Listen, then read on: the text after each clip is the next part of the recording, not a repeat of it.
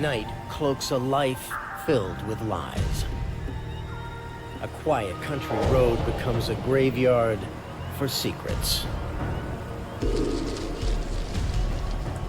It's a very shocking crime.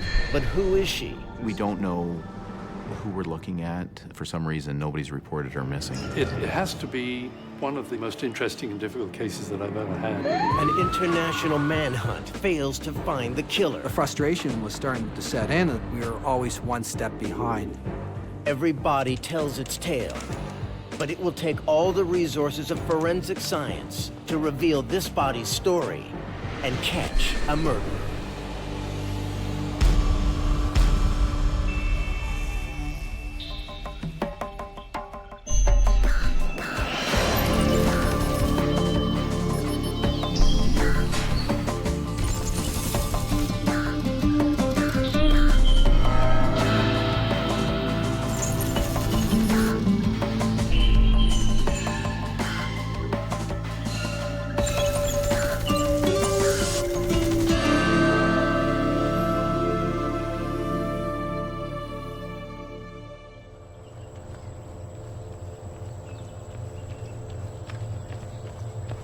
April 17th, 2001.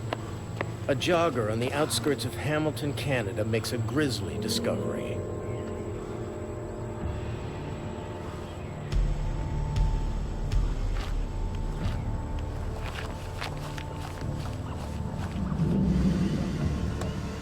A call came in for a body that had been found out in a rural area.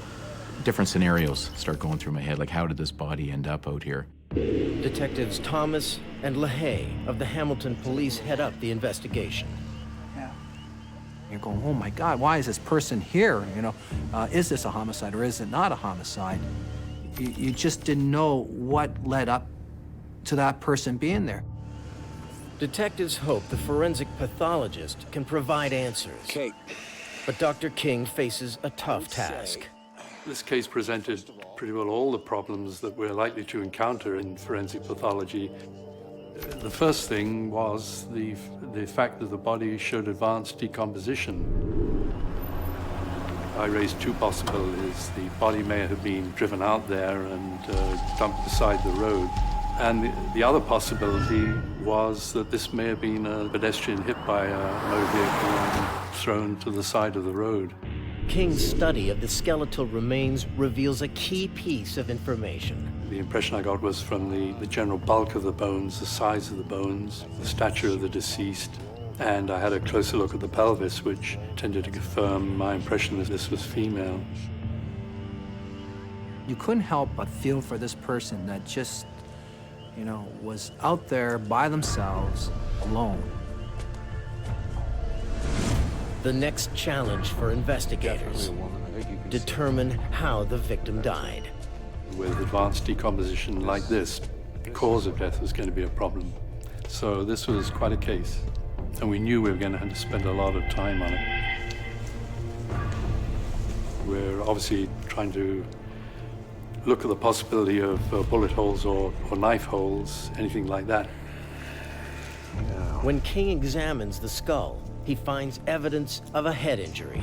I was able to see fairly clearly that there was quite a large irregular area of depressed fracturing on the right side of the skull. I think the posterior fracture, the object was brought down in this fashion, perpendicular to the side of the skull. The skull showed these areas of depressed fracturing consistent with several blows being inflicted on the right side. The investigators have their cause of death: blunt force trauma to the head. This was most probably a homicide.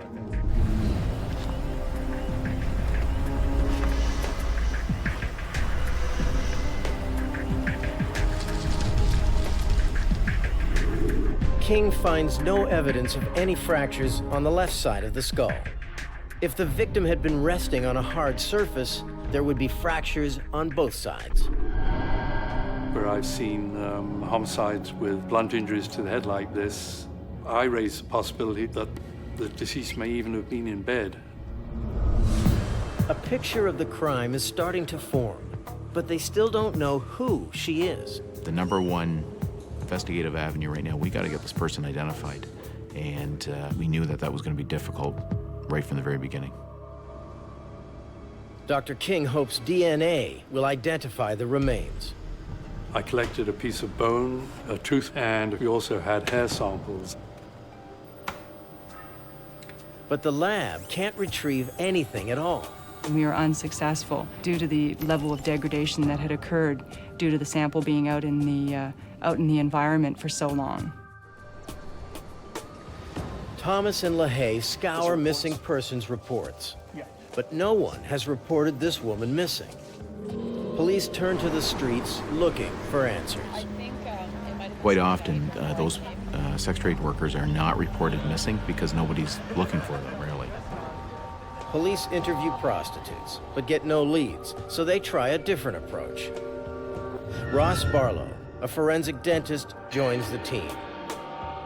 Barlow prepares a dental chart of the victim. We found that there had been teeth that had been nicely restored, and indeed 2 of the teeth have had root canal or endodontic treatment, which would indicate that she had pursued a fairly extensive dental treatment in her later years. Looking at those clues, it just didn't match one of our sex trade workers that we would have in the city. Prostitutes and transients can't usually afford expensive dental procedures, suggesting that the victim, whoever she is, was middle class. At this point, I'm starting to think that we've got a pretty nervous boyfriend or husband out there that, for some reason, nobody's reported her missing right now.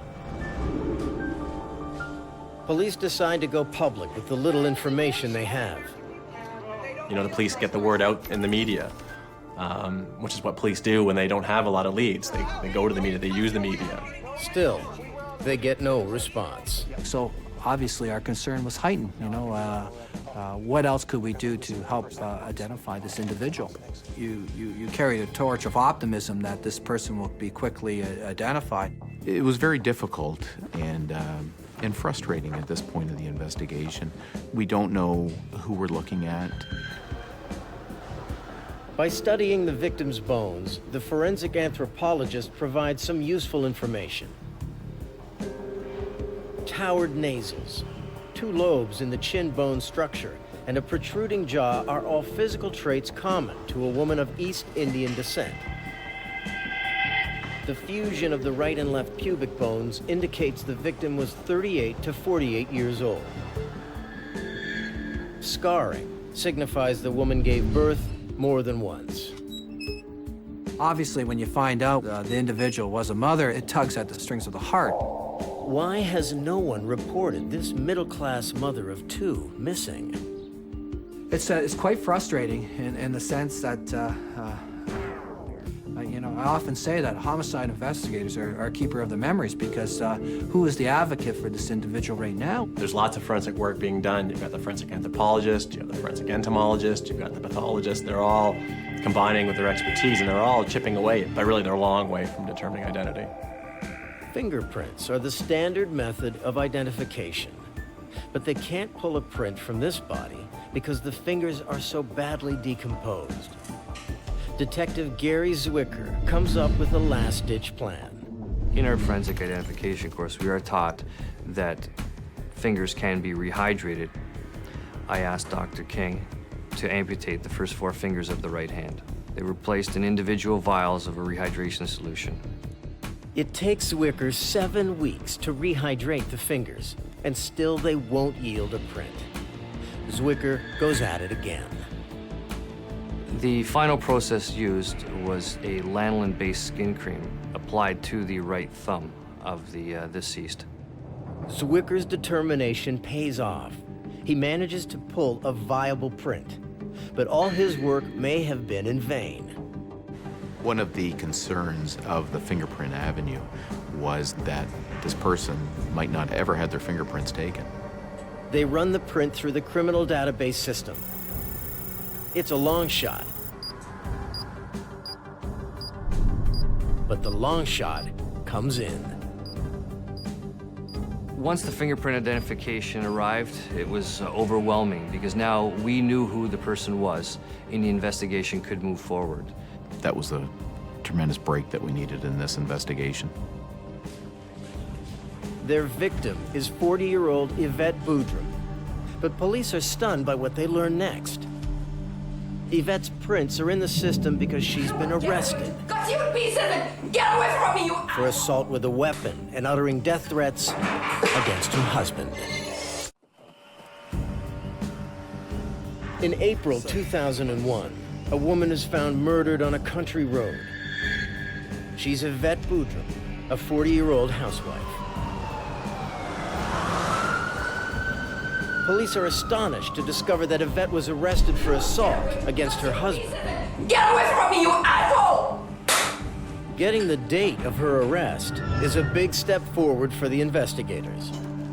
It gives us a point of reference, a point of origin that we knew that Yvette was alive in September of 2000. The crime report also hands police a potential suspect, her husband, Mohan Ramkasoon. Now we have to investigate that to decide what is going on and if this person is a person of interest that is responsible for the homicide. Further investigation reveals that Mohan and Yvette are both from Guyana. She met Mohan in Toronto, and he fell in love with her instantly. He was attracted to her, thought she was beautiful. You know, they got married, had 2 children. I'm fed up. Then the fighting began. But their relationship was complicated and was stormy. They got in arguments. Mohan always professed his love to Yvette and took her abuse, took the verbal abuse. Friends said that, you know, she wore the pants in the family. He was the docile servant. What are you doing? Just had it with you. On September 3rd, 2000, 7 months before Yvette was found dead, the problems in their marriage blew up. You know what? I'm going to cut you in pieces. And Yvette threatened that she was going to kill him. Mohan ran from the house and went to a phone booth and phoned the police. The police responded. Yvette was arrested and charged with threatening and assault, and she was put in jail.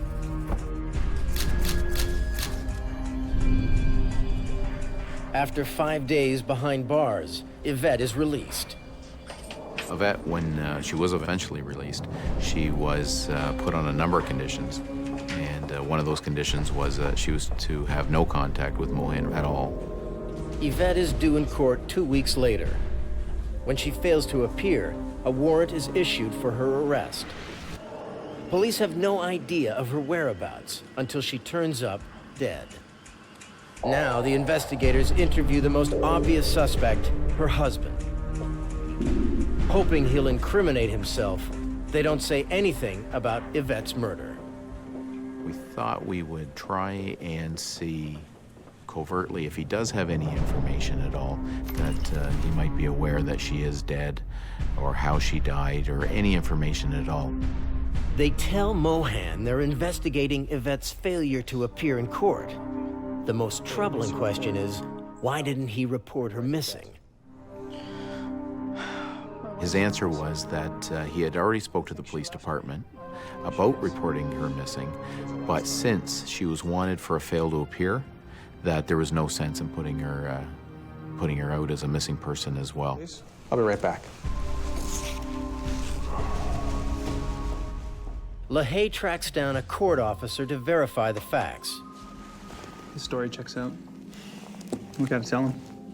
They decide to put their cards on the table, believing Mohan doesn't know about his wife's murder. Mr. Ramkasoon, I'm sorry to have to tell you that your wife has been discovered dead. What? She's dead? Oh my God, no! In his emotional state, Mohan opens up to police. He explained the domestic problems that he and Yvette were having.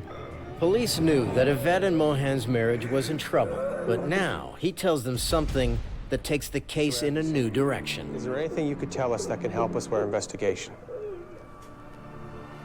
Anything at all? She was seeing someone that summer. She had a boyfriend, and his boyfriend's name was Harjeet Singh, but everybody referred to him as Happy. Mohan says he assumed his wife had run away with Happy, but he also claims Happy had borrowed $5,000 from Yvette and refused to pay it back. He's a very bad man. Investigators are skeptical, but they have to check it out. First, they turn to Yvette's financial records.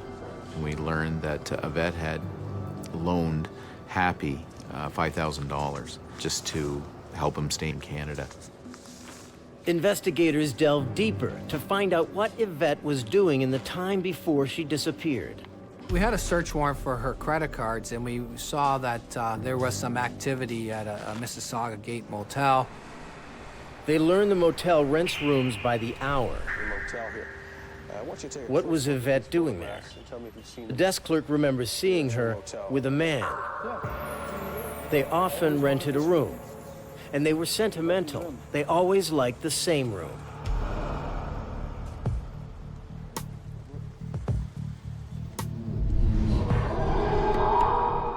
What do you mean? I've been waiting for like 15, 20 minutes. Tell me. The room has been cleaned countless times since Yvette and her lover were there. It's worth a look, but nothing more.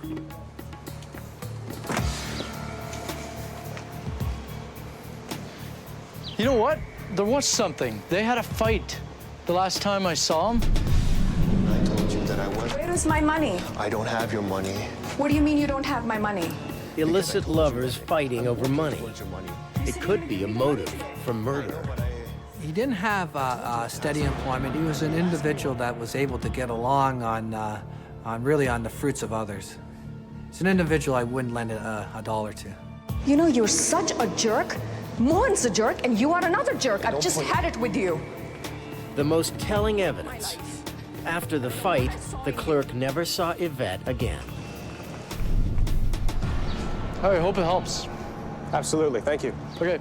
That piece of evidence was odd and made us real intent that we better find Happy. Running his name through the system, police discover he's in Canada illegally. Investigators suspect Happy's gone underground. We went through telephone records to locate him. We knew that through the records that there was contact down in New York City. Happy was an illegal alien both here in Canada and the United States. Police learn he has a criminal record, convicted of food stamp fraud in the U.S. When American authorities tried to deport him, he disappeared. We gotta track down Happy and find out where he is, and maybe Happy is responsible for this. Happy Singh is now their prime suspect. My job and the investigative team's job to get him locked up as quick as we can. But where is he? And how are police going to find him? You know, you're such a jerk. Mohan's a jerk. Police have a prime suspect in the murder of Yvette Boudreaux. I hate my But life. where is he? I don't know what I saw in you. We knew we were gonna have to put some effort into trying to track down Happy, and just to either find out if he was responsible for it or he is not responsible for it. A number of attempts were made to track him down. Police pay a visit to Happy's last known place of employment in Hamilton and question his co-workers. Hey. How you doing, sir? Have you seen this gentleman before? Those people, what they did know is that in about mid-August, before Yvette is dead, Happy is going to try and get back into the United States again. They learn he quit just after meeting two men in the loading area. I seen the guys. They were over there with the car. You know, the guy was talking. If Happy wanted privacy, he was careless. Okay, here's what we got. Police obtain the security video. It shows Happy handing the men a wad of cash. Can you focus on that right there? Yep. Who was Happy in business with? Printing. Thanks a lot. Investigators send the license plate number to law enforcement organizations across Canada. It turns out that Canada Border Services Agency has been interested in the car for months. It belongs to a criminal ring, smuggling people into the U.S. The smuggling ring was through the reserves that border both the Canadian and American border. Police are now convinced Happy has fled to the U.S. But where? We contacted Interpol and through the intelligence community. I'm checking out. They were able to locate Happy in New York City, working at a deli. And this caused us to fly down to New York City to interview him. They learn Happy has been working at the delicatessen for months, but he hasn't been seen in days. We were directed by some of the people that were working there where Happy was actually living. On a wild goose chase, LaHaye and Thomas track Happy across the city, from apartment to apartment. Every time that we went to an address, we were always one step behind. Happy's on the run. But is he hiding from immigration or fleeing a murder rap? Finally, the detectives get a lead from a parking ticket. Thank you. The ticket brought us to Flushing, New York, to an apartment, and there we were able to establish that that was where he was hanging his hat. But once again, LaHaye and Thomas are told that Happy hasn't been home for days. A number of his belongings are still right on the floor. There was a number of things that were found significant. Buried in his clothing, they find a cassette tape and an envelope containing photographs. Turns out Happy's married, and this is his wife, and we end up having conversations with her. Yes, hello. Thomas assures her that they aren't interested in Happy's immigration problems. She doesn't really know where he is at this time, but she seems supportive of us. She said that she would help us. Mike. Come here. They listen to the audio tape found in the apartment. You gotta listen to this. Oh, yeah? Ready? Yeah. One of the tapes was a recording of Yvette and Happy having sex. So we better find out what's up with these tapes and where were you around the time of Yvette's death. Can you believe this guy? That's a pretty kinky souvenir. Yeah. Thomas and LaHaye continue to track Happy across New York City, always one step behind. Then the unexpected happens. Happy shows up at the police station. Thanks for coming in. He says he thought immigration was after him. But when he heard from his wife that investigators dropped the name Yvette Boudreaume, he felt he had to contact them. I'm afraid I've got some bad news for you.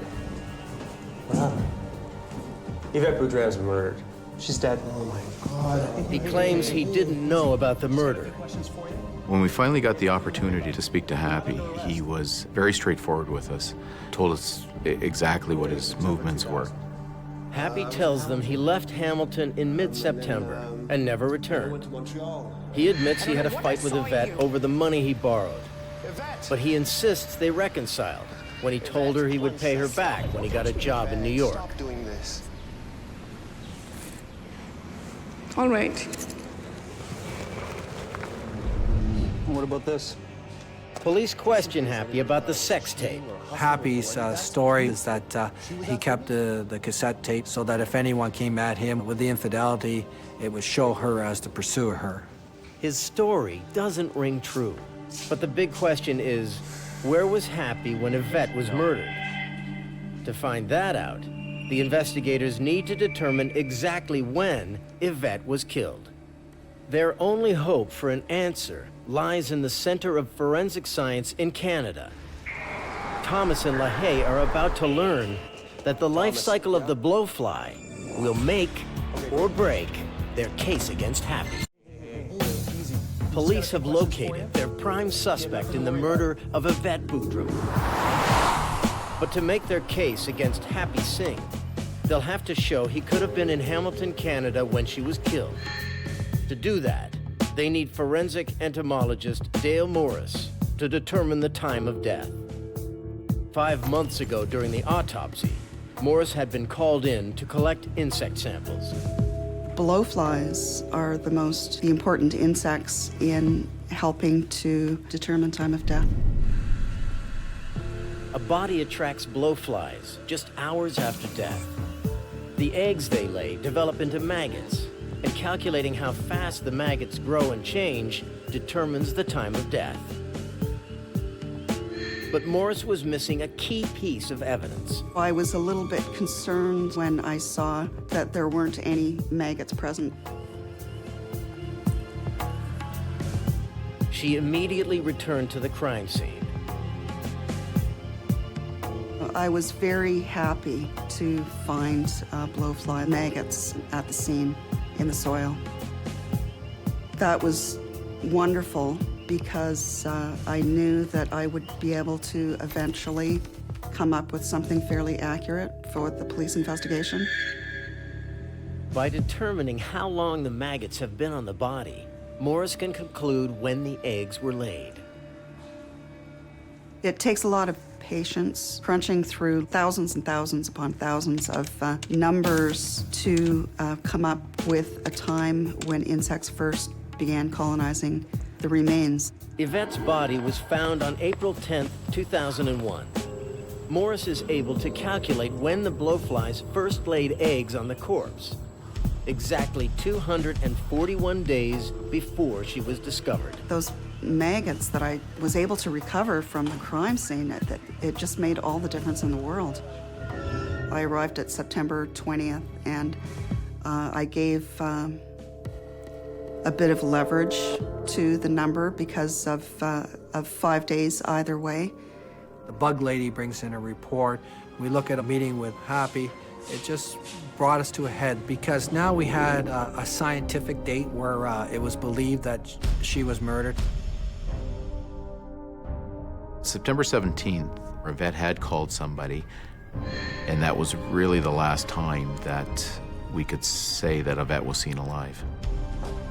Yvette had been given a court date of September the 20th. We know that she failed to appear on that date.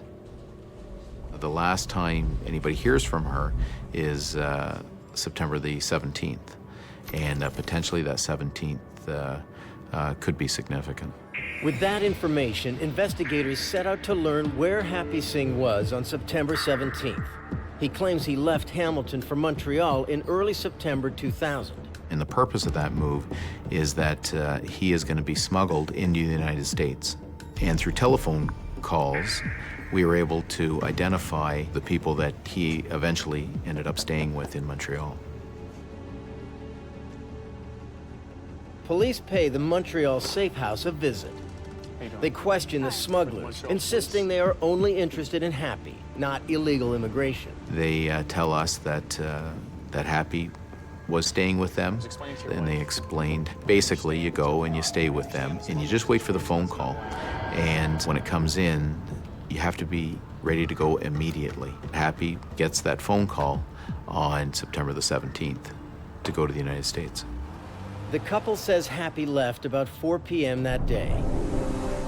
Happy claims that he met with his employer in New York on the evening of September 18th. The deli owner corroborates the story. He met with Happy around 8 in the evening. He started with me the very next day. The time between leaving Montreal and arriving in New York City is still unaccounted for. Happy says that he arrived on the shores of the St. Lawrence River at around 8 p.m. on the 17th. A boat took him across to the New York side.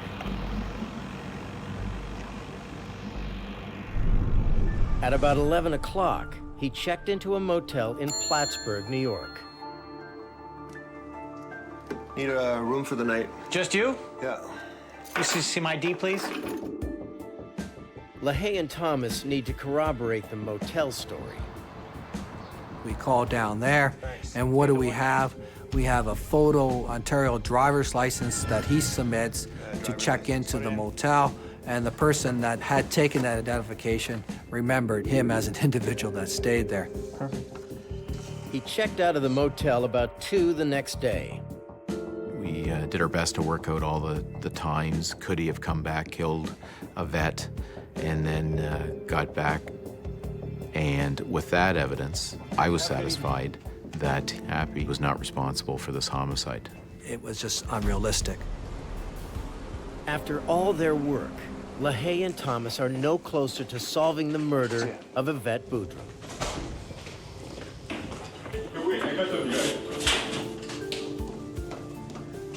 And just when they're at their lowest, a hand-delivered envelope drives the case in an entirely different direction. Can you escort this man out of here, please? Can I take my tape? No. Investigation into the murder of Yvette Boudreaux stalls when Happy Singh is totally exonerated. But then, Hamilton police are presented with startling new information. During the investigation, we learned that Mohan had a girlfriend down in New York City and came to Canada under suspicious circumstances.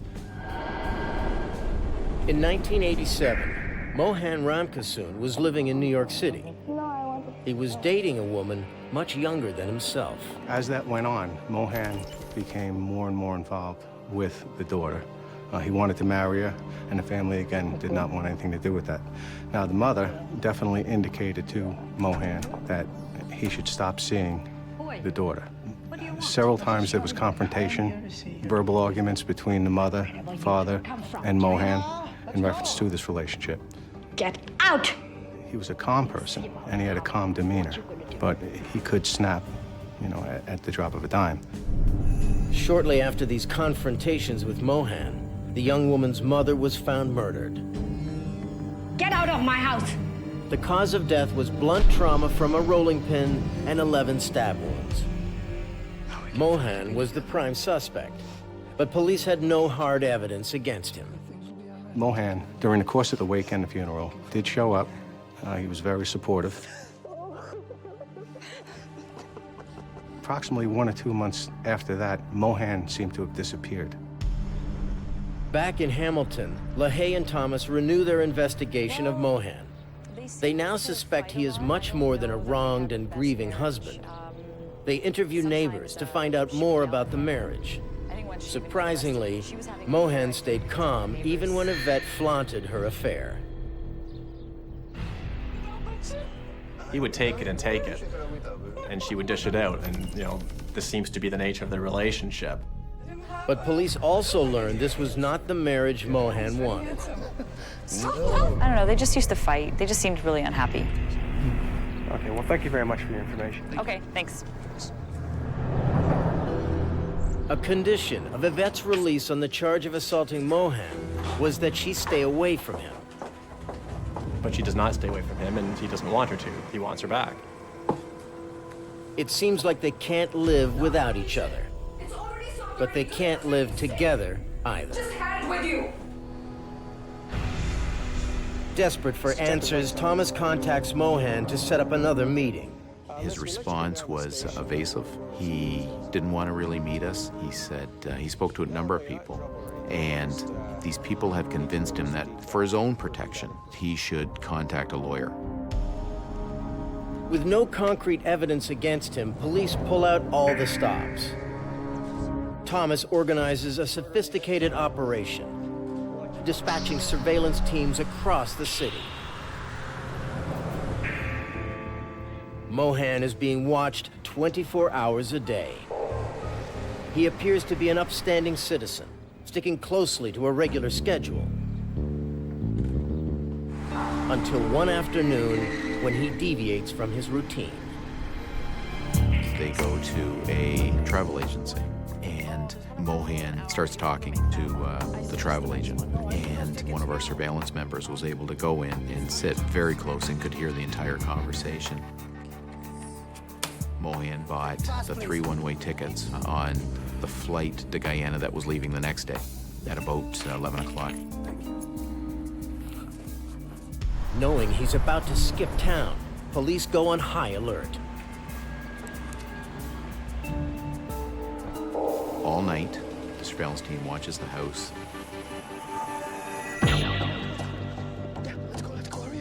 At dawn, Mohan makes his move.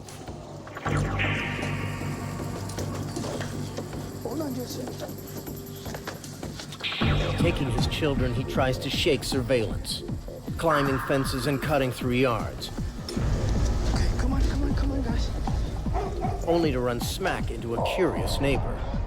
The neighbor sees him, challenges him. Thinking on his feet, Mohan quickly turns the encounter to his advantage. The neighbor drives into the GO station. Come on, son. Mohan's unpredictable behavior concerns police. So they watch his every move, and the surveillance team stays hot on his trail. But Mohan doesn't catch a train. He and his children run through the station and out the back. He gets a taxi cab. They go back to his place of employment. Why, again, I have no idea why he did this.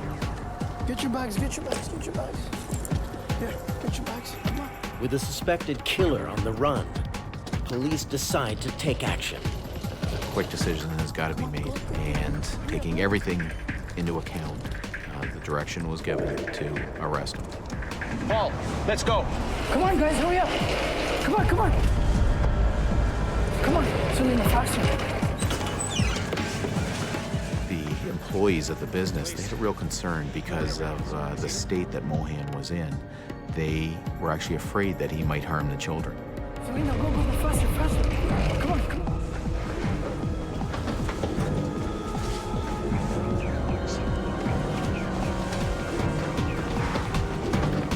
But Mohan has disappeared into thin air. Certainly escalated my concern for the children, and also, where's Mohan? In a race against time, police rush to the airport, desperate to stop Mohan before he leaves the country. Let's go, let's go, let's go. Come on, come on, come on. Oh, get up, get up, get up, get up. Mohan Ramkasoon, you're under arrest for the murder of Yvette Boudreaux. Stay right where you are. Don't move. Don't move.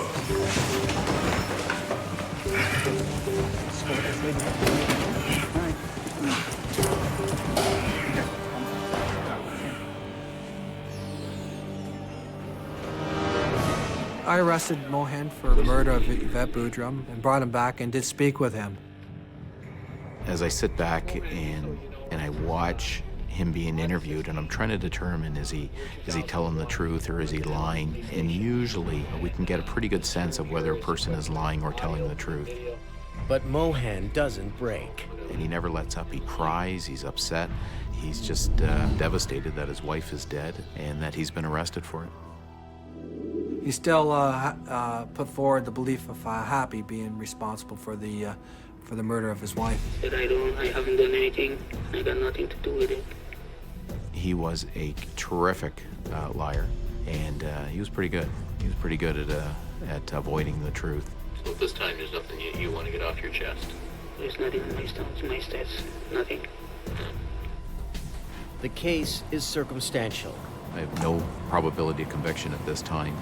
Mohan is released unconditionally, and he walks out the front doors of the police station. Police know he's guilty, but without forensic evidence, they'll never prove it. I believe that he was responsible for the homicide, but you've got to work within the rules, and if the evidence isn't there, he's got to go.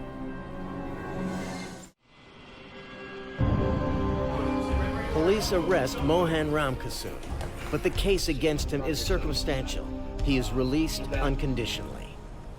Mohan is a proven flight risk, and it's only a matter of time before he leaves the country for good.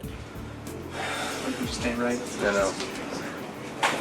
We are sure that he is responsible for this homicide. We just need the evidence to prove it. We executed a search warrant at Mohan's address. Knowing Yvette suffered her blows to the head on a soft surface, they start with the master bedroom. Just get out of my bedroom. Just leave me alone, can you?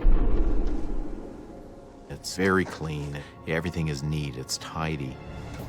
Thomas knows if this is the scene of the crime, then there has to be blood somewhere. He starts with the mattress, the only soft surface in the room. There's a big hole cut out of the mattress, but there's nothing. You know, there's no blood. You couldn't see anything. But the hole in the mattress doesn't make sense. Thomas orders a luminol test. The solution will glow blue if it comes in contact with any bodily fluids. His instincts pay off. They find traces of blood. But they need more. Yvette was severely beaten. There should be other signs of blood that we should be able to locate. They find nothing. What can we do next? It's got to be here. It's got to be here. They check every inch of the room.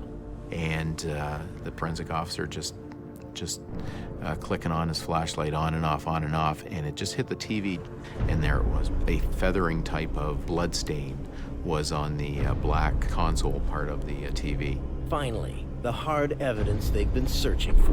Yvette, please, I just want to sleep. It's the end of the day, honey. Oh, yeah. You want to sleep? I want to sleep. And I want to sleep alone.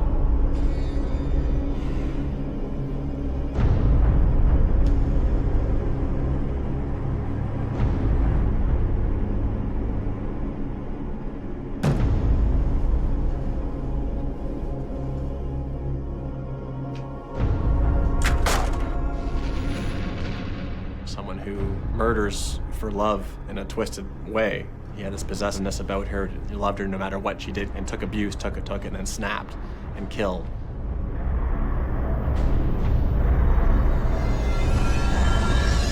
The blood on the console suggests he must have carried her from the room, her body brushing against the TV.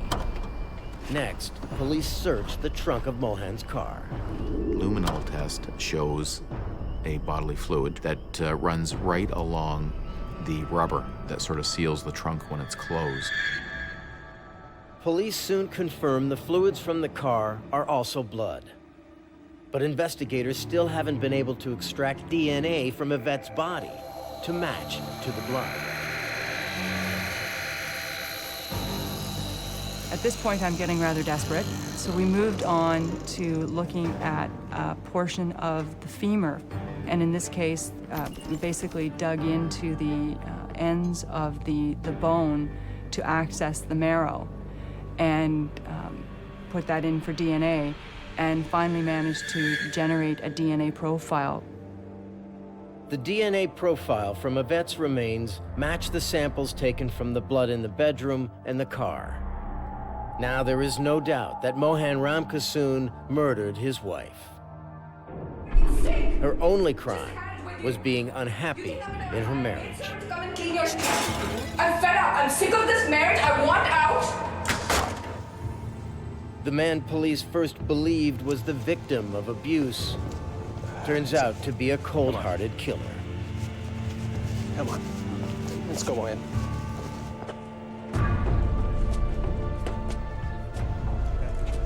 I'm glad that we got it solved, and I'm glad that her husband has been held responsible for this, and I think she deserves that, and I think she deserves the effort that was put into bringing this investigation to a successful conclusion, just like anybody does. In the end, justice is served, but a human tragedy remains. In a quiet moment, it's very, very sad, because when you go home and you sit on your couch and you think about what you've just investigated, what you've witnessed, and how it's unfolded, it was tragic. The New York homicide case remains open to this day. Get out of my house.